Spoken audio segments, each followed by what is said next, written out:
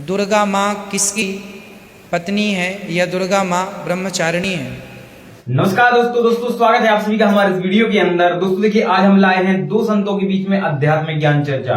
एक तरफ हमारे साथ संत रामपाल जी महाराज और दूसरी तरफ हमारे साथ संत अनिरुद्धाचार्य जी महाराज। दोस्तों आज हम इन दोनों संतों से जानेंगे कि दुर्गा जी जो है उनका पति है या फिर नहीं है, और अगर है तो वो कौन है। आज हम इन दोनों संतों से जानेंगे। देखिए दोस्तों, अगर आप दुर्गा जी की भक्ति करते हैं, पूजा करते हैं, तो शायद आपके मन में भी इस तरह से सवाल जरूर आया होगा। तो चलिए आज की इस आध्यात्मिक ज्ञान चर्चा को आप पूरा देखते रहिए। अगर आपके भी मन में इस तरह से सवाल आया है तो आज की इस वीडियो के अंदर आपके इस सवाल का जवाब मिल जाएगा। तो चलिए आज की इस आध्यात्मिक ज्ञान चर्चा को शुरू करते हैं और सबसे पहले जानते हैं हम संत अनिरुद्धाचार्य जी महाराज जी के विचार। दुर्गा माँ किसकी पत्नी है या दुर्गा माँ ब्रह्मचारिणी है? प्रथमम शैलपुत्री च द्वितीयम ब्रह्मचारिणी तृतीयम चंद्रघंटेति कूष्मांडेति चतुर्थकम। यह जो नवरात्रि है, नौ देवी हैं, यह माँ यशोदा की बेटी हैं। इन्हें योग माया कहते हैं। जब भगवान कृष्ण का जन्म हुआ माँ देवकी के गर्भ से मथुरा में, तब एक कन्या का भी जन्म हुआ था उसी रात, कृष्ण जन्माष्टमी की रात्रि को। कहाँ पर? गोकुल में, माँ यशोदा के द्वारा। जब वसुदेव जी कृष्ण को रखकर कन्या को लेकर गए और कंस ने हाथ पे पकड़ करके पत्थर से पटकना चाहा तो हाथ से छूटकर चली गई। मूर्ख, तू मुझे क्या मारता है? तुझे मारने वाला तो यहीं कहीं पैदा हो चुका है। वह देवी ही अष्टभुजाधारी, वह नवरात्रि के रूप में पूजी गई। और सच्ची बात यह है कि हमारी जो नवरात्रि में देवियां हैं, यह सभी देवियां हैं। हमारे यहाँ एक ईश्वर एको ब्रह्म द्वितीयो नास्ति, ईश्वर एक है तो ईश्वर की शक्ति एक है। वह एक है कृष्ण और वह एक शक्ति है राधा। वह एक है राम, वह एक शक्ति है सीता। वह एक है नारायण, वह एक शक्ति है महालक्ष्मी। तो यह एक ही है, अनेक रूपों में विभक्त हैं। प्रथमम शैलपुत्री चा, जो शंकर जी की पत्नी है, जिन्हें हम पार्वती कहते हैं, जो हिमालय पुत्री हैं, वो प्रथम नवरात्रि में पहले उनकी पूजा होती है। वो शैलपुत्री हैं, हिमालय पुत्री हैं और वो पार्वती जी हैं। तो पहले दिन उनकी पूजा होती है।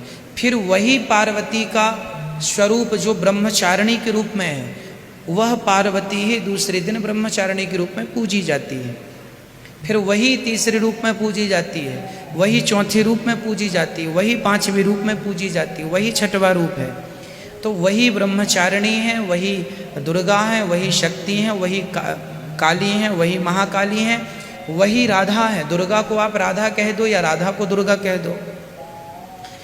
ये तीनों शक्ति, भागवत जी में ये प्रसंग लिखा है। जब सुखदेव भगवान राजा परीक्षित को कथा सुनाने लग गए तो सुखदेव जी ने जब प्रार्थना की, नमः परस्मै पुरुषाय भूयसे सदुद्भवस्थान निरोध लीलया गृहीत शक्ति तृतयाय देहिना मंत्र भवाया नुपलक्ष वर्तमने। इस श्लोक में सुखदेव भगवान कह रहे हैं कि भगवान नारायण की एक शक्ति है ब्रह्मा, एक शक्ति है शिव। भगवान नारायण ही ब्रह्मा हैं और भगवान नारायण ही विष्णु हैं और भगवान नारायण ही शिव हैं। हरि हरियोर्न भेदः, शिव जी में और नारायण में कोई भेद नहीं रखना चाहिए। वह जो राधा है ना, वह राधा ही पार्वती है, वह शिव ही कृष्ण है, कृष्ण ही शिव। अनेक रूपों में, जैसे राम बन के आए, कृष्ण बन के आए, वामन बन के आए, जैसे भगवान एक ही अनेक हो गए हैं, एक ही अनेक हो गए, तो अनेक में शिव जी भी हो गए। तो शिव जी की जैसे कृष्ण की श्री राधा रानी शक्ति हैं, ऐसे जब भगवान शिव रूप में आए तो उनकी शक्ति पार्वती हो गई। राम जी आए तो उनकी शक्ति सीता हो गई। हैं सब एक ही। अब आप कहेंगे फिर ये एक ही हैं तो अनेक होने की क्या ज़रूरत है? भाई व्यवस्था के लिए मंत्री तो एक ही होते हैं हमारे यहाँ, प्रधानमंत्री, पर बाकी मंत्री बहुत होते हैं। ये खाद्य मंत्री हैं, ये गृह मंत्री हैं, ये फलाने मंत्री हैं, ये अनेक डिपार्टमेंट संभालने के लिए। ये डिपार्ट आप संभालिए, ये आप सब व्यवस्थाएं बनी रहें। पालन करने का काम भगवान नारायण का है, विष्णु जी का, संहार करने का शिव जी का, उत्पन्न करने का ब्रह्मा का। एक ही 3 रूपों में डिवाइड होगा। जैसे बिजली का तार, बिजली एक ही होती है पर तार कितने होते हैं, इसके अंदर भी 3 होंगे, हाँ या ना। आपके जो प्लग होती है, जो कूलर एसी की, उसमें भी 3 होते हैं, एक मोटा 2 छोटे छोटे, 3। बिजली तो एक ही है साहब, फिर 3 का क्या सिस्टम, एक ही लगाना था, एक नहीं 3। साइंस भी 3 को मानती है। ये 3 वही हैं, ब्रह्मा विष्णु महेश, वही हैं ये 3। वह है बिजली एक ही, बिजली एक है पर एक को भी काम कराने के लिए 3 है ना। तो वो प्लग में 3, कोई भी प्लग उठाइए आप। पहले तो मोबाइल चार्जर में भी 3 होते थे, अब तो 2 ही आने लगे, ठीक है। पर जो बड़ा फंक्शन होता है ना, जैसे कूलर है, एसी है, सबके 3 ही आज भी होता है। ये बोर्ड में देखो 3 लगा है। ये ब्रह्मा विष्णु महेश, जो ऊपर हैं ये भगवान नारायण हैं, मोटे वाले। साइड में ब्रह्मा जी हैं, इस तरफ शंकर जी हैं। देखो सब में भगवत दृष्टि होनी चाहिए, सब में क्या होना चाहिए, भगवत दृष्टि। सब भगवान ही है। हम तो प्लग में भी अपने भगवान को देख लेते हैं। तो दर्शकों, अभी आपने सुने संत अनिरुद्धाचार्य जी महाराज जी के विचार। अब जानते हैं हम संत रामपाल जी महाराज जी के विचार। जैसे हम पहले सुना करते थे, एक समय आप सुनते रहे हो, जैसे ब्राह्मण लोग बच्चों का विवाह कराते हैं, जब उनके फेरे कराते हैं, हमने खूब सुना करते हम। वो क्या कहा करते, सटाट यहां से करा करते, काश्यप गोत्रा काश्यप गोत्री। तो हमारे कोई बुद्धि में नहीं आया करते, हमने सोचा इनका कोई सेंटेंस श्लोक होगा, ऐसे बोलते हैं। तो यहां परमात्मा से परिचित आदरणीय गरीबदास साहिब जी, गांव छुड़ानी, जिला झज्जर वाले ने परमात्मा से प्राप्त ज्ञान के आधार से कहा कि काश्यप गोत्रा और काश्यप गोत्री पंडित शाखा लाया, और कोई तत्वेता ज्ञानी जाने, वो बाण बहन ब्याह घर लाया। अब एक ही गोत्र की शुरू में ही बोलता है ब्राह्मण फेरे कराने वाला, काश्यप गोत्रा काश्यप गोत्री। तो दोनों बाण भाई तो शुरू में बढ़ा दिए उसने। तो यहां गरीबदास जी कहते हैं, काश्यप गोत्रा काश्यप गोत्री पंडित शाखा लाया, यानी उस पंडित ने ये वचन बोला, और कोई तत्वेता ज्ञानी जाने, बहन ब्याह घर लाया। एक समय ये दास एक किसी प्लाट के सिलसिले में किसी के साथ कोर्ट में गया हुआ था, कचहरी, इसमें तहसील में। पहले की बात है, जब सर्विस करता था। तो वहाँ एक नंबरदार था, जो वहाँ गवाही गुई देते हैं, वो वहाँ रहते हैं तकरीबन। तो वहाँ कोई बात चल रही थी उनकी किसी पॉइंट पे। वहाँ कोई केस था, किसी लड़की ने अपने ही किसी गोत्र के लड़के से कोई विवाह करने की चेष्टा की थी, तो वहाँ जिक्र चल रहा था। तो वो पंडित वो कह रहा था, वो नंबरदार कह रहा था कि भाई मेरे 3 ब्याह हो लिए। नो बोला मेरे तीसरा ब्याह ही है। पहले वाली से एक बच्चा हुआ था, उसकी मृत्यु होगी, फिर दूसरा विवाह करा, हुआ भी ऐसे किसी कारण से नहीं साथ रह पाई, उसकी भी मृत्यु होगी। और तीसरा ईब करवाया है 10 वर्ष तक। तो तीनों बार पंडित ने अंबान भाई तो शुरू में बना दिए थे, काश्यप गोत्रा काश्यप गोत्री। आप ना याद होता आप भी दान कर लियो, ऐसा वो कह रहा था। तो फिर तो सब का याद आवे, वो बोले वचन। और पंडित जी भी वहीं खड़ा था एक, तो उससे पूछ रहे थे, वे पंडित जी नो क्यों कहते हो तुम? वो बोला हमने नहीं पता, हमारे सारे कहते हैं, हम भी ऐसे कहते हैं। तो यहां परमात्मा ने बताया है, गरीबदास साहिब जी ने कहा है कि काश्यप गोत्रा काश्यप गोत्री पंडित शाखा लाया, कोई तत्वेता ज्ञानी जाने, बाण ब्याह घर लाया। तो ये वहां से बिजली गिरी है। या फिर यहां आकर हमने अपनी मर्यादा आप बना रखी है। उस सतलोक की नजर में, उसके दृष्टिकोण से अगर यहां देखें तो ये ऐसा स्थान है जैसे पहले भारतवर्ष के अंदर कोई निकम्मे व्यक्ति और निकम्मी औरतें बिल्कुल बाज नहीं आया करती, गलत काम करने तय, चोरी तय, ठगी तय, जारी तय और किसी अन्य कारणों से, तो उनको सजा दी जाती थी। इंडोमान निकोबार नाम का एक द्वीप है समुद्र के बीच में, उसको काला पानी कहा करते थे। उस काले पानी में छोड़ आया करते उनको कि ये यहाँ रहेंगे तो और समाज ने बर्बाद खराब करेंगे, तो औरतों को भी और उन व्यक्तियों को भी जो घने निकम्मे टाइप के थे उस इंडोमान निकोबार नाम के द्वीप में छोड़ कर आया करते थे। तो वहां फिर वापस आने का विकल्प नहीं, उनके पास कोई साधन नहीं था।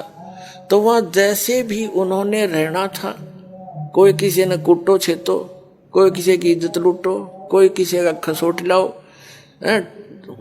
ठाडे का राज। तो वहां फिर इस प्रकार से हजारों सैकड़ों की संख्या में व्यक्ति वहां रहने लगे।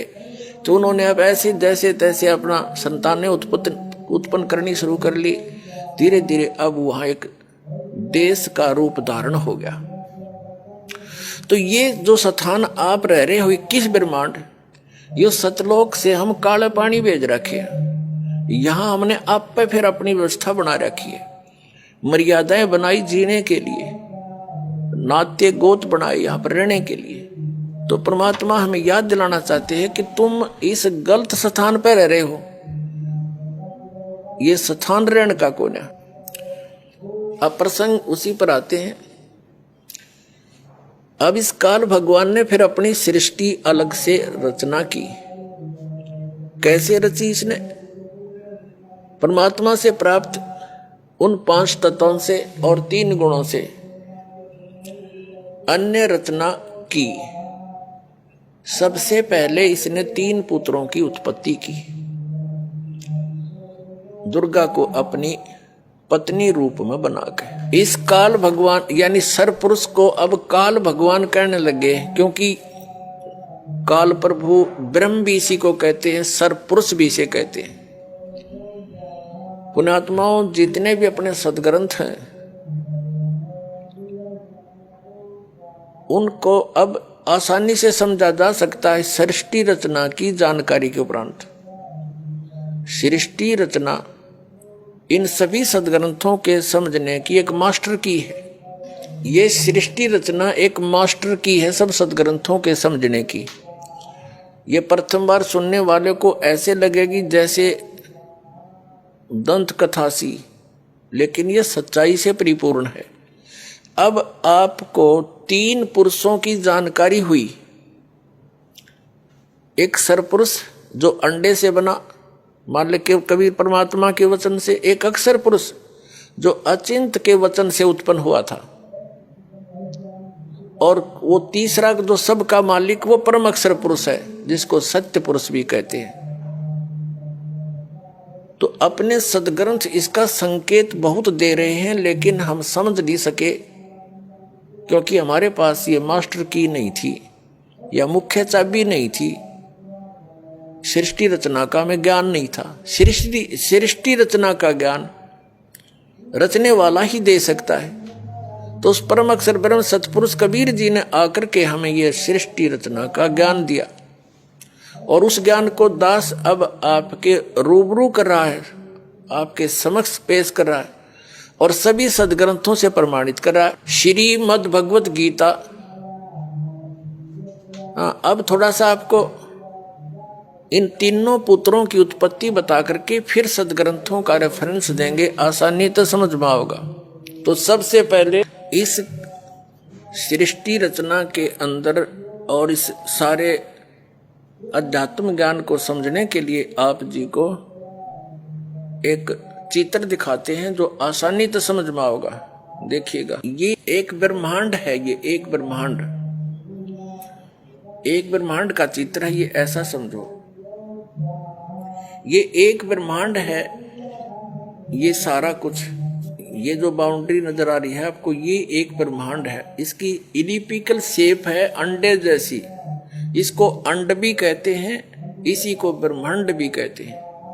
इसमें देखिएगा नीचे के ये 7 लोक ये वितल, महातल, तलातल, पाताल, रसातल, सूतल, अतल आदि। और ये पृथ्वी हम जिस पर रहते हैं, और ये ब्रह्मा जी का लोक, ये शिव जी का लोक, ये विष्णु जी का लोक, इस एक ब्रह्मांड के अंदर सामग्री है। या एक ये इंद्र का लोक, ये स्वर्ग और नरक इकट्ठा ही है, ये स्वर्ग लोक कहलाता है। ये मानसरोवर, यहाँ भी एक मानसरोवर इस काल ने अलग से बना रखा है। ये धर्मराय का लोक, जो धर्मराज है, जो सबका लेखा जोखा करता है। और फिर ये आ जाता है ब्रह्मलोक। ये एक ब्रह्मलोक है, इसी ब्रह्मांड के अंदर ब्रह्मलोक कहलाता है सारा। ये अक्षेत्र एक ब्रह्मलोक कहलाता है। इसमें क्या है, यहाँ बहुत बड़ा वन है, जंगल है, बाग बगीचे हैं। और ये इंद्र का, इसने काल ने इस ब्रह्मलोक के अंदर नकली रचना कर रखी है। एक महाइंद्र का द्वीप, एक नकली सतलोक, उस ऊपर के लोकों की नकल करवा रखी है। अलखलोक, नकली अगमलोक और नकली अक यानी अनामी लोक। ये इस स्थान को फिर इसने बंद कर रखा अलग से। ये बहुत बड़ा क्षेत्र है, चित्र में छोटा दिखा। इससे बाहर यहाँ दुर्गा का एक द्वीप है, ये यहाँ अलग लोक है इसका, यहाँ से ये सबका संचालन करती है। इससे ऊपर ये स्थान है जो ये गुप्त है। ये स्थान जो है इस ब्रह्मांड के अंदर ये गुप्त स्थान बना रखा है इसने ब्रह्मलोक में। और यहाँ पर इसने 3 स्थान बना रखे हैं के संयोग से जो पुत्र उत्पन्न होता है वो सतोगुण युक्त हो जाता है, उसका नाम विष्णु रख देते हैं और ऐसी ही शकल का बन जाता है। तीसरा ये तमोगुण प्रधान क्षेत्र है, इसमें ये स्वयं शिव रूप में रहता है। इसको महाशिव कहने लगे बगैर ज्ञान से। महाशिव रूप में रहता है, दुर्गा को पार्वती रूप में रखता है। और इन दोनों के संयोग से जो पुत्र उत्पन्न होता है वो तमोगुण युक्त हो जाता है। उसको शंकर और शिव नाम दे करके ये अपनी सृष्टि चलवाता है तीनों से। और ये स्वयं यहां रहता। चलिए, ये 3 स्थान है, एक रजोगुण प्रधान क्षेत्र, दूसरा सतोगुण प्रधान क्षेत्र, तीसरा तमोगुण प्रधान क्षेत्र। यहाँ ये दुर्गा को ऊपर ले लेता है, इनकी उत्पत्ति करके दुर्गा को वापस भेज देता है। इन तीनों बच्चों को यहाँ नीचे भेज देता है, कोमा में रखती है ये, और फिर इनको अलग अलग स्थानों पर छोड़ देती है। इनकी राजधानियां बना करके इनको अलग अलग स्थान पर इनका विवाह करके तीनों का, और अपने ब्रह्मांड का संचालन करवाता है। अब रजोगुण प्रधान क्षेत्र कैसा होता है, तमोगुण प्रधान क्षेत्र कैसा होता है, और सतोगुण प्रधान कैसा होता है। जैसे एक मकान के अंदर 3 कक्ष हों, एक कमरे के अंदर अश्लील चित्र लगे हों और दूसरे में चित्र लगे हों साधु संत फकीरों के, और तीसरे में लगे हों शहीदों और शूरवीरों के।